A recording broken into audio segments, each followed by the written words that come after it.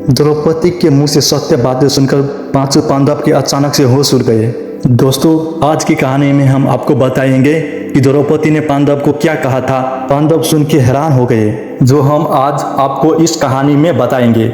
आइए जान लेते हैं द्रौपदी का सबसे बड़ा राज जो द्रौपदी ने अंत समय में बताया था। युधिष्ठिर के राज्यपाल त्यागने के बाद पांचों पांडव और द्रौपदी के साथ जंगल में कुतिया बनाकर रहने लगे। एक बार द्रौपदी को भूख लगी तो सामने एक जामुन का पेड़ था। उस पर काफी ज्यादा फल लगे थे।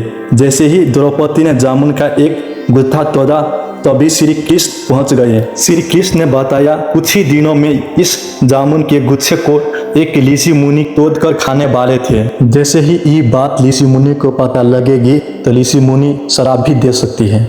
ये बात सुनकर द्रौपदी ने श्री कृष्ण से पूछा, इसका कोई उपाय नहीं है? तो श्री कृष्ण ने कहा, ये जामुन के पेड़ के सामने तुम पांचों भाई और द्रौपदी की साथ सत्य बात बोलनी पड़ेगी। उसके बाद ये जामुन का गुच्छा पेड़ पर लग जाएगी। सबसे पहले युधिष्ठिर ने अपने जीवन की सत्य बात बताई और बोला, महाभारत का युद्ध द्रौपदी के कारण ही हुआ था। हम पांचों के साथ अगर द्रौपदी की शादी अगर नहीं हुई होती तो हमारा चचेरा भाई दुर्योधन के साथ 100 भाई और भी जिंदा होते। जामुन का गुच्छा थोड़ा सा हवा में लटक गया। तब भीम ने बताया अपने जीवन का सत्य बात। मैं बहुत ज्यादा खाना खाता हूँ और भोग करने की गंदी आदत है मुझे। गुस्सा भी मुझे बहुत आता है, इसलिए मैंने अपने चचेरे भाई का वध किया था, जिसका आज मुझे बहुत ज्यादा दुख है। जामुन का गुच्छा थोड़ा सा हवा में लटक गया। तब अर्जुन बताते हैं अपने जीवन का सत्य बातें। अर्जुन कहते हैं, मुझे सबसे श्रेष्ठ धनुर्धर बनना था पर मैं बन नहीं पाया।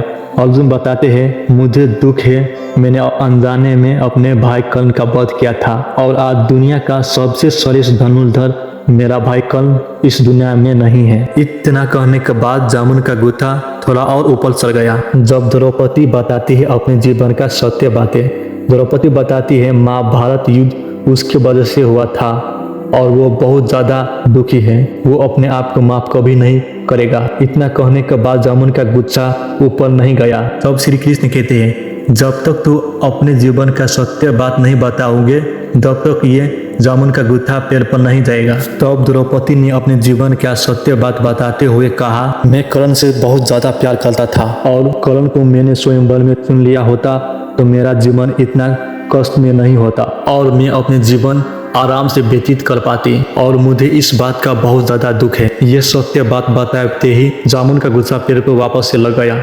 ऐसे ही वीडियो के लिए हमारा हिंदी प्रेम कहानी चैनल को सब्सक्राइब कीजिए।